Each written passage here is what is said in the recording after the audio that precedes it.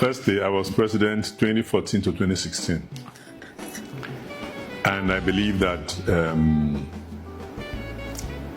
as lawyers, we are trained and it's ingrained in us that even when you go to court, you argue your case and the court rules against you, you still see how the court pleases. Your colleague who's on the other side is still your friend. You could even ride home in the same car.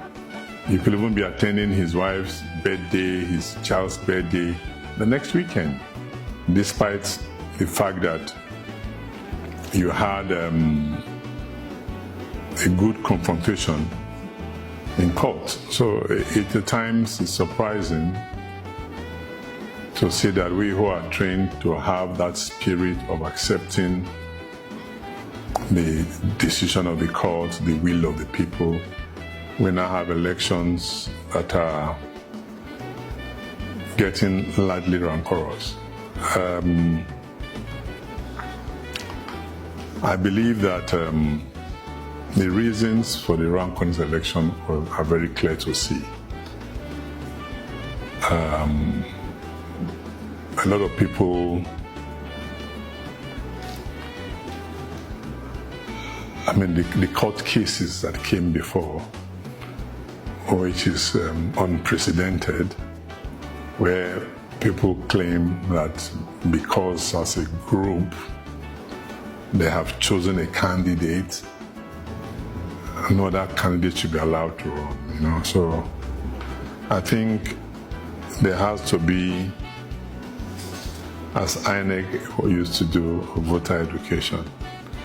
A lot of people need to understand the NBA Constitution, and then the Constitution makes elaborate provisions, clear provisions for zoning. And if you look at the last election, it was zoned to the west. And the west includes southwest and midwest. And at conference last year in Enugu, Midwest informed the whole bar that they were ceding this last election to the southwest. So you will expect that it will be rancor-free. There was nobody from Midwest contesting. And our constitution, which ensures universal suffrage, doesn't say that when it is zoned to any zone in the country, that zone should choose a president for the bar. It says that only lawyers from that zone are eligible to contest. So you start to ask, why the furore? If the only persons who were contesting were from the southwest, why then did people have to go to court to say it is only the one that we have chosen that should contest? So I think going forward, lawyers need to understand that election is not do or die. It is service to the bar. And central in service to the bar is your ability to accept the will of the bar. I don't want to go into the issues because personally I'm a member of the Board of Trustees.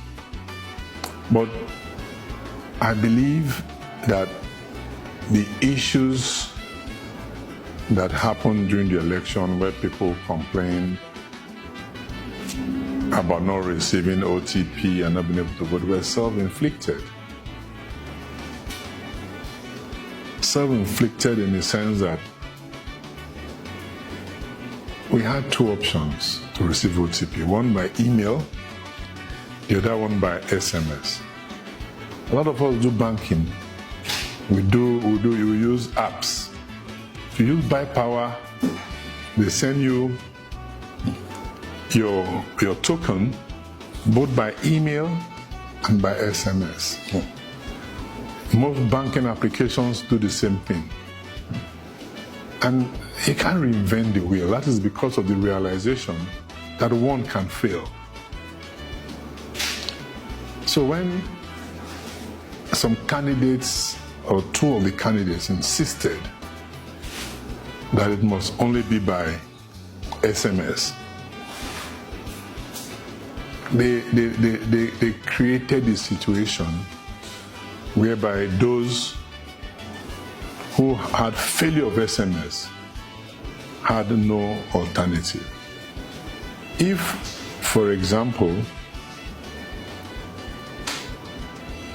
they had determined that when you log in to vote, you choose how you want to receive your OTP. Some platforms have that.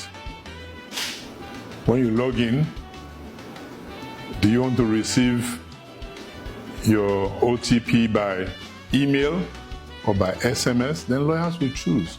If you feel your email has been compromised, you say by SMS. But if you feel that you want to receive both, you choose. So it was self-inflicted in that we led ourselves to. But the central thing in all of this is, can any person say the challenges were peculiar to a candidate? No. I believe all the candidates were affected. There's nobody that will not say, I had a supporter who was going to vote for me, who did not vote. And in all the reports I have read, I still have not seen any candidate who is complaining, who has come forward with affidavits.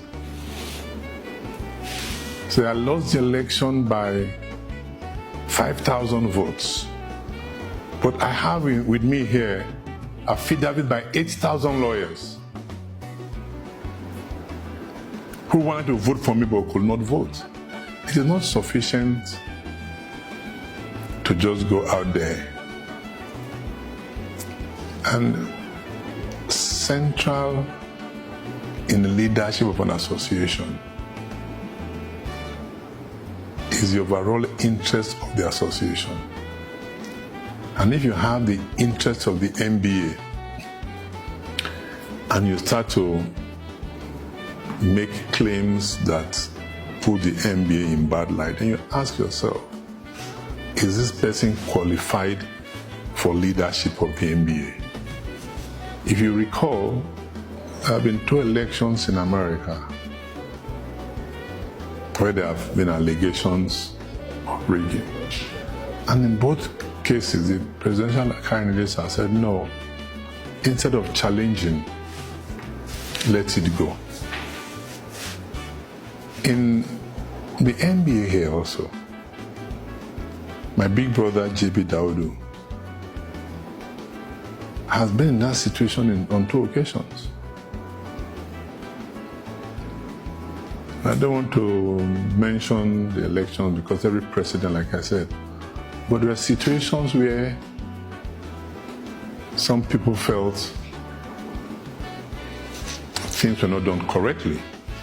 But the JP always said the interest of the bar is greater. Instead of complaining, I will accept and I will try again. And that is what has always happened. Not because all these allegations that are being made now could not have been made, but because of the realization that the bar is bigger than all of us. Why do I want to pull the bar down? Why do I want to give the bar a wrong image? A bar that I'm aspiring to lead. Because I do not succeed in my aspiration to lead the bar, I want to pull the bar down. That shows that the bar voted well. Because any person who, because he did not win, is going to pull the bar down, does not deserve to lead the bar. It's as simple as that. The elections, like I said, when you talk about Osun election, are never perfect. But there's always substantial compliance. And as long as we ensure that there's substantial compliance, then we must accept the will of the people. If you look at this election, I don't know the figures up by heart, but you could see that the margin of victory could take 2, 3, 4, 5 double-decker buses. And anybody who is involved with the bar and who watched the electoral processes know that the election was a reflection of the work the people did, their connection with the bar, and the bar came and voted their choice. So for me,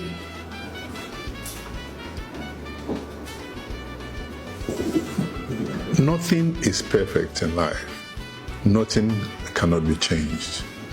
But I will say this, that electronic voting and universal suffrage have come to stay.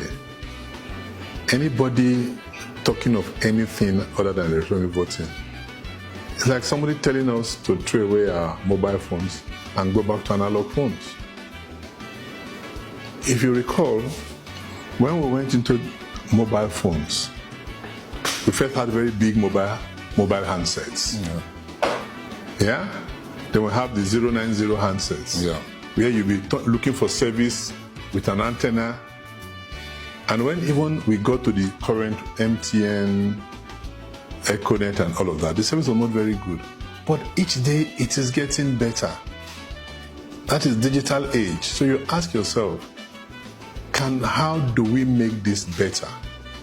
So the challenge that will confront the incoming EXCO is, how do we make it better? I don't know how, but there are some suggestions. For example, can we not have a constitutional amendment that allows the ECMBA to be inaugurated at least a year, so there's adequate time to prepare? Can we also not think of this issue of comorbid dynamic, and numbers are growing every day? By the grace of God, the electronic voting was introduced when I was president. And we know the total number that voted at that time. You cannot compare to the numbers that are voting now. So when we started, we put the Constitution set voting for 24 hours.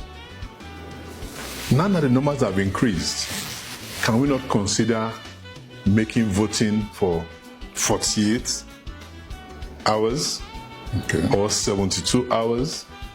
So let us say you start voting midnight on Friday. Can we not vote all of Saturday, vote all of Sunday, and announce results on Monday? So if there are any issues, so these are the kind of things we should think about. In terms of service providers, we've seen it all. We brought CHAMS. I worked with Law Pavilion, the first. After that, CHAMS came. After that, we had another group that came. Then the election body guys came. And then this new guy. And everyone, people say they're not good enough, they're not good enough, they're not good enough. But if you look across the board, these are people who are providing similar services worldwide. So why is it our people who keep complaining that they're not good enough? So for me, elections have come and gone. It's now time for us to unite the bar and for us to move forward. The bar, the little I know of the bar, very little I know of the bar, has very long memory. And anybody who is throwing stones at the bar trying to bring the bar down, the bar always remembers them when the time is right. That's all I just have to say. I congratulate all the people who participate in the elections, both the winners and the losers. I congratulate them because the elections were rigorous. We cannot deny that there are expensive. If you travel around this country, 36 states, about how many bar associations we have, branches all of. To visit all of them, even if you are going by road, will cost you some money. If you are flying, it will cost you some money. You need to stay in a hotel. And they are taking out their time, their resources, just to serve the bar. There's no salary. So you must congratulate them. You must appreciate them. But haven't done their bit in offering themselves for service. Now that the bar has chosen, we wanted to come together, unite as one bar, and move forward. If anybody has any suggestions on how the electoral process, universal suffrage, electronic voting can be made better, so be it. Offer the suggestions to the bar, and I believe that we'll move forward. But now, it's time for us. We are moving into a general election season, where the bar must play a critical role as the voice of the voiceless, and the one that will engage in voter education, ensuring that things are done properly towards the national election. So the bar must be one. So my own is to urge everybody to accept the will of the people and for the bar to remain indivisible and united. It is usual that if you lose, even some people, when a team they support lose matches or lose a match, they're even unable to have dinner. So if you compare that to somebody who's traveled 36 states, has spent money and has lost an election, definitely they are going to be unhappy, they're going to be sad. But all elevation comes from God. And if God says it's not your time now, God may say it's your time tomorrow. So we should move on, congratulate with those who won, work with them, pray for them, because their success is the success of the bar. We'll have a better bar, we'll all benefit from it. That's my charge, that's my prayer, and that's the hope I have for everybody.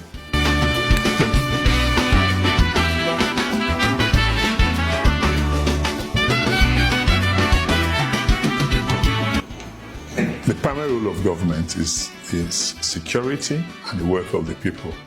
That's why we have government. Welfare of the people, security of the people. So there's no government that is not concerned about security. But the security challenges we have been on for such a long time that they can't be swept under the carpet. It's going to take some time for them to be dealt with. And I see that the current government is doing something they have been doing, they keep trying to do. The recent creation of additional divisions of the Nigerian Army is along those lines also. So our hope and our prayer is that let the efforts of government in ensuring the security of the people continue. Government must put all hands on deck to ensure that we can have elections in every nook and cranny of the country. That the elections are peaceful. But the issue of banditry, kidnapping, and all of that, which government is confronting, government must redouble efforts to be sure that we have a safe country. No matter how prosperous a country is, when there's insecurity, it makes the prosperity to be prosperity in a box. How many of us can safely go home to celebrate Christmas? Nowadays, people like John Don't go home. Igbo people who used to go home. What is called mass return. All the Igbos are going home. Nowadays, when it's going to Christmas, the Igbos are coming to Abuja and coming to Lagos. But I think that things are getting better. In Anambra, for example, I know things are getting better. Anambra was a hotbed. Things are getting better. In Imo, things are getting better. And even in Maiduguri, things were worse in Maiduguri previously, but they're getting better. We must not, we're all Nigerians, we all know that country but Nigeria. Bashing government, that government is doing nothing, government is doing nothing, leads us nowhere. We must encourage government, so we appreciate what you are doing, but we appeal to you to keep doing what you are doing and even do more, so that we can all have a country where we are all safe, we are all free, and we are all proud to say we are Nigerians. Thank you very much.